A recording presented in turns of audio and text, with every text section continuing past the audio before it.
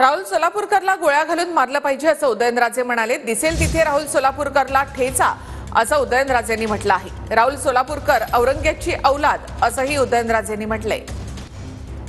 देवेंद्रजींना तर त्यांची मी बोलणारच आहे, भेटणार आहे।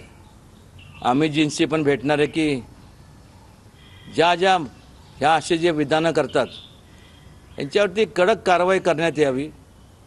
देशद्रोहाचा त्यांच्यावरती संपूर्ण कायदा लागू त्यांना केला पाहिजे।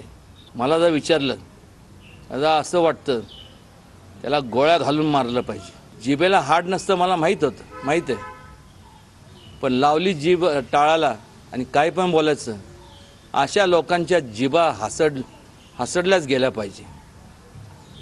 आणि जे महापुरुषांच्या बद्दल असे विधानं करतात कोणी असू दे त्या सगळ्यांना जनतेने ठेचून काढलं पाहिजे, दिसल तिचं ठेचलं पाहिजे। अरे तो लाचखोर होता का नाही होता, तो होता, ह्याच्या पलीकडे काय? तू कोणाची तुलना कोणाबरोबर करतोय? तर तो होता ना तर राहुल काय कमी आहे का?